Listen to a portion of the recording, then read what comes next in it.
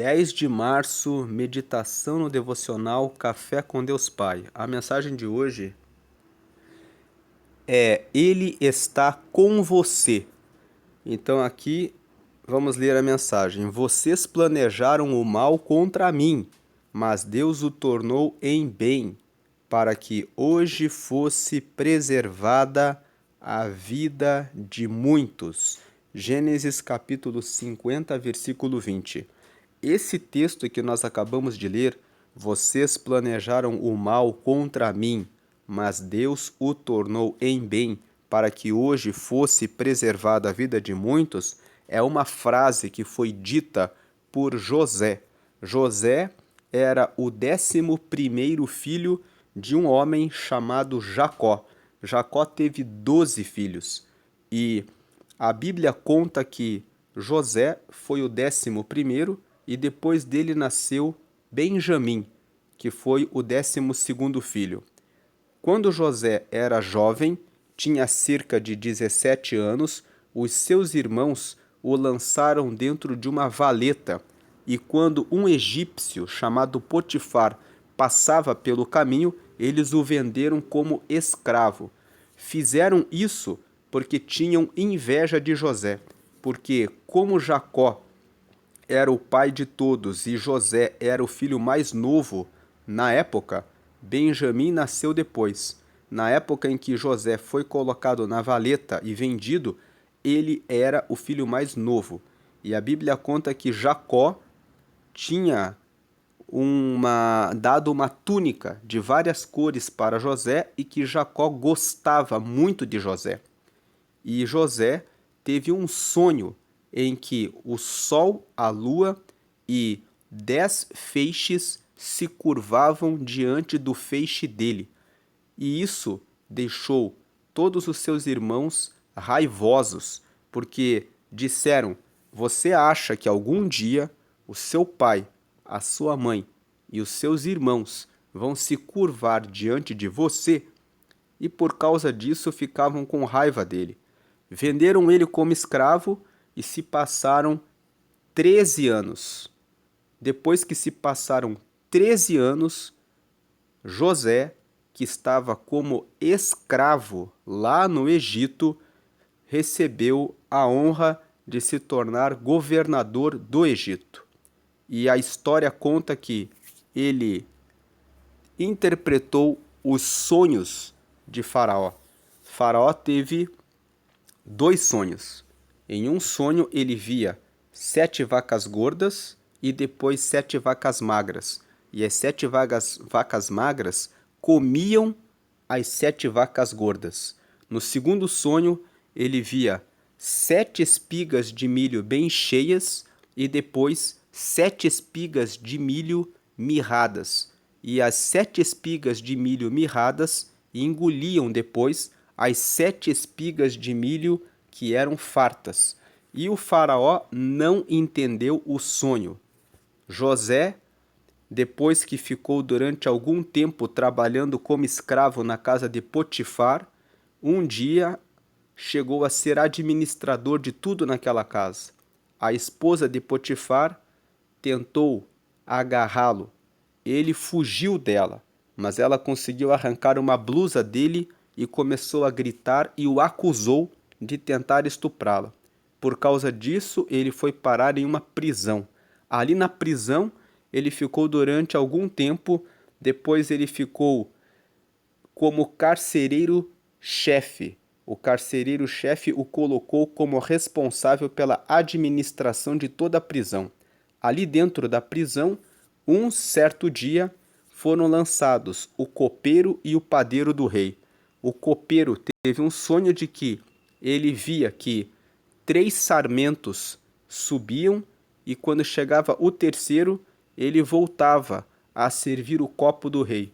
O padeiro teve um outro sonho. Ele via 3 cestos de pães sobre a cabeça dele e no terceiro cesto vinham abutres e comiam dos cestos pães que ele carregava. Os 2 não entenderam o sonho e José interpretou os 2 sonhos. Ele disse para o copeiro: o que você viu, os 3 sarmentos significam 3 dias. e você servindo o copo do rei significa que daqui a 3 dias você vai voltar a servir o rei. E o padeiro, ele disse, os 3 cestos na sua cabeça significam 3 dias, e os abutres comendo do último cesto significa que você será condenado à morte e vão entregar o seu corpo para que seja comido pelas aves. Passados aqueles dias, chamaram o copeiro e o padeiro, e da forma como José interpretou os sonhos, isso aconteceu.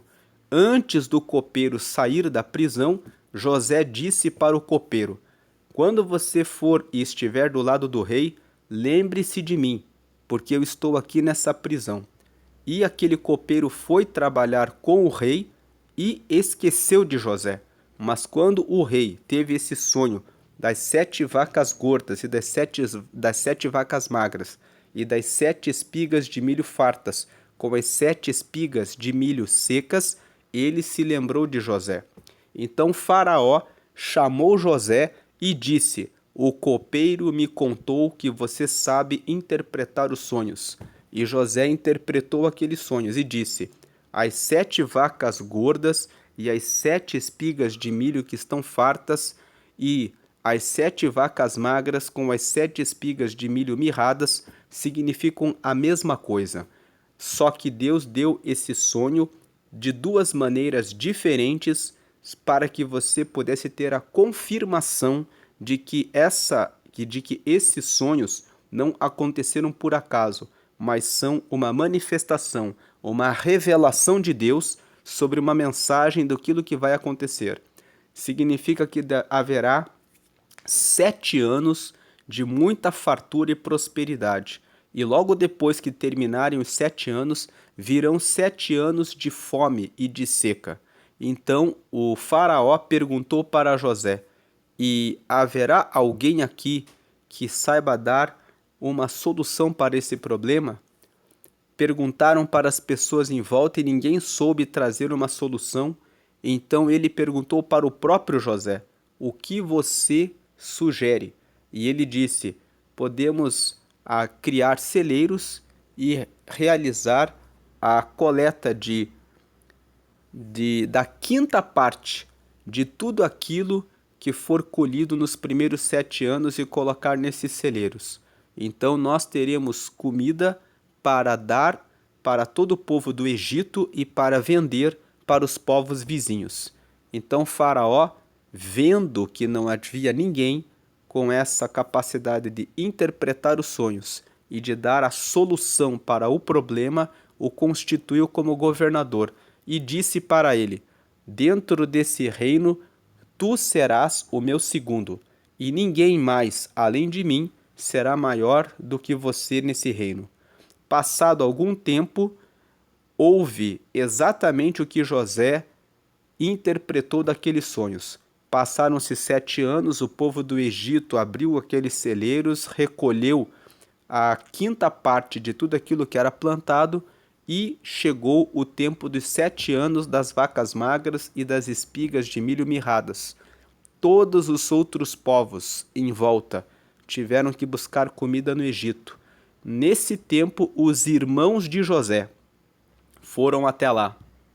Então ele os viu, mas ele não se revelou aos seus irmãos, mas ele deu para eles as sacas de comida que tinham ido buscar e mandou que os seus empregados pegassem o dinheiro que eles tinham trazido e colocassem no saco de um dos seus irmãos, e que quando eles estivessem voltando para a casa de Jacó, que era o pai deles, que eles os abordassem e dissessem: aqui está o dinheiro, vocês roubaram o Egito, para que eles pudessem exigir que eles voltassem trazendo Benjamim. Porque quando eles estavam comprando comida e falando com José, José perguntou: vai bem o pai de vocês? E um deles disse: o nosso pai vai bem. E um dos nossos irmãos não está mais conosco, que era o próprio José. E eles disseram: depois desse irmão que não está mais conosco, nasceu um outro irmão que ficou com o nosso pai. Então José ficou sabendo que tinha um irmão mais novo. Por isso que ele criou essa estratégia de colocar o dinheiro de volta no saco de um deles para poder abordá-los e exigir que eles trouxessem o irmão mais novo, porque ele queria conhecer o irmão mais novo.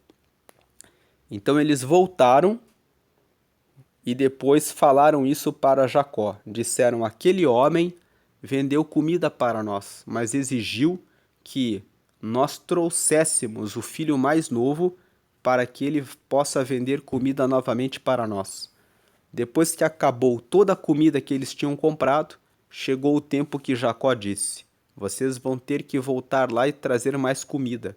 E os filhos dele disseram: aquele homem disse que só vai vender comida para nós se nós levarmos o irmão mais novo. Jacó ficou com o coração triste porque disse: vocês já perdi o meu filho José. E agora, se vocês levarem o Benjamim, o meu coração vai desfalecer. Então Judá disse: eu vou cuidar desse irmão e se acontecer alguma coisa com ele, eu ficarei lá no lugar dele. Então, com essa promessa, Jacó deixou que Benjamim fosse. E Benjamim foi com eles na segunda vez para comprar comida. E quando Benjamim chegou lá, José se revelou aos seus irmãos. Eles choraram juntos e se abraçaram e fizeram as pazes. Então ele disse essa frase: vocês planejaram o mal contra mim, mas Deus o tornou em bem, para que hoje fosse preservada a vida de muitos. Muitas vezes Deus permite que você passe por um caminho difícil, estreito, mas Ele está com você para que você cumpra o propósito dele. Dito isso, vamos ler aqui o que o pastor Júnior Rostirola, que é o autor desse devocional que se chama Café com Deus Pai, escreveu para nós. As respostas para os problemas que você enfrenta podem estar mais perto do que imagina.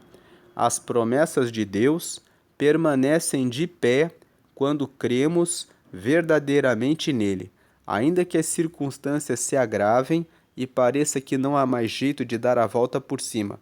Foi assim na vida de José, que por anos enfrentou batalhas dificílimas, mas nunca teve sua fé abalada. No livro Encontrei um Pai, relato minha história, expondo o impacto que a orfandade causou em minha vida. Por muitos anos sofri emocionalmente e vivi imerso em um profundo sentimento de abandono. Passei por muitas dificuldades, desejei inclusive não viver mais, porque não enxergava maneiras de sair daquela situação. Então um dia tive um encontro com Deus Pai.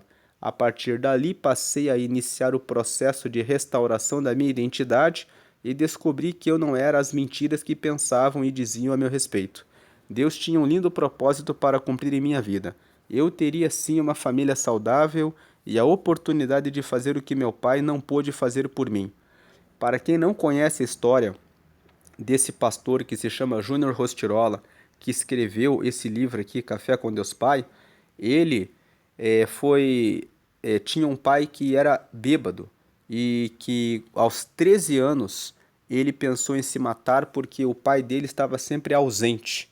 Então ele pensava assim: eu vivo com a minha mãe, mas o meu pai nos deixou, então ele se sentia órfão. E por essa razão ele pensou muitas vezes em se matar, e foi nesse tempo que ele conheceu Jesus e começou a escrever várias cartas para Deus. E essas cartas que ele escrevia para Deus formaram o livro Café com Deus Pai em 2023, que foi o livro mais vendido no Brasil. Vendeu milhões de cópias. E aí ele fez o Café com Deus Pai 2024, fez o Café com Deus Pai de 2025, porque ele tem, da época que ele começou a escrever essas cartas, muitas cartas que ele tem usado para escrever esse devocional. Então aqui ele está compartilhando conosco esse versículo de José, porque José passou por essas situações. Ele foi abandonado pelos seus irmãos, foi vendido como escravo, ficou vários anos como escravo na casa de Potifar até se tornar administrador daquela casa. Depois foi acusado de tentar estuprar a esposa dele e foi para a prisão. Ficou vários anos na prisão, interpretou os sonhos do padeiro e do copeiro, mas ele teve que esperar o tempo certo de ser chamado pelo rei para interpretar o sonho e ser colocado no lugar que Deus tinha preparado para ele. E aqui ele está fazendo uma comparação, que ele também passou por essa situação por muitos anos, de se sentir órfão e de pensar que a identidade dele era de alguém abandonado e sem nada na vida. Até que, no relacionamento com Deus, ele encontrou a sua identidade. Então, aqui o último parágrafo. Deus está vendo sua dor, sua angústia e suas lágrimas. Está assistindo você, pois só Ele é capaz de transformar tudo isso em um testemunho de fé e superação. Assim como eu, você deve abandonar os sentimentos de amargura, rejeição, ressentimento e falta de perdão para que possa avançar em direção à cura. Está nas suas mãos a mudança da sua história. Entregue o controle de tudo a Deus para que Ele possa guiá-lo rumo a uma transformação completa, pois só o Senhor tem o poder de transformar qualquer realidade e o levar a inaugurar um novo capítulo em sua história. Então ele está aqui dizendo que, da mesma forma como aconteceu com José, José poderia ter matado os irmãos dele quando ele os viu ali, porque eles o venderam como escravo. Antes de venderem ele como escravo, eles jogaram ele num valetão. E a Bíblia conta que alguns dos irmãos disseram: vamos matá-lo de vez. E outros disseram: não, não, vamos vendê-lo como escravo, ganhamos algum dinheiro e depois dizemos para o nosso pai que José morreu. E foi assim que fizeram. Ele passou por anos, de 17 até 30 anos. A Bíblia conta que ele se tornou governador do Egito aos 30 anos. Então a prova que ele enfrentou foi de cerca de 13 anos, até chegar a se tornar governador do Egito. Mas quando ele teve a oportunidade de ver os seus irmãos, ele os perdoou e ainda separou um pedaço de terra no Egito, chamado as terras de Gósen. E ele colocou os irmãos dele, divididos, cada um com as suas famílias, em um pedaço de terra, e cuidou do pai dele até o final da vida.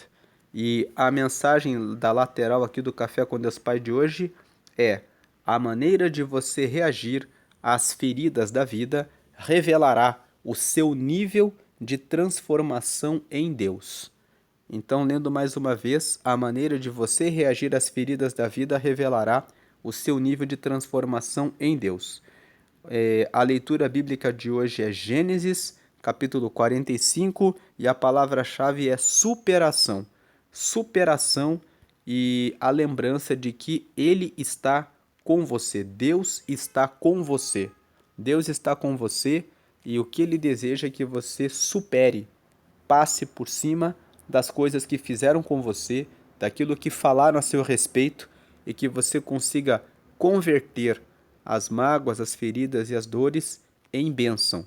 Tanto a história de José, que conseguiu perdoar os seus irmãos e conseguiu chegar a cumprir o propósito de Deus na vida dele, quanto a história do pastor Júnior Rostirola, que contou aqui sobre a questão do seu relacionamento com o seu pai, que muitas vezes fez com que ele pensasse até em se matar, mas ele conseguiu hoje ter uma família e se tornar um pastor e converter a situação ruim que ele passou em um testemunho para alcançar muitas pessoas. As situações difíceis da nossa vida podem contribuir para que possamos avançar para cumprir um propósito e servir como um testemunho para a glória de Deus. Deus abençoe a sua vida e lembre-se que Ele está com você.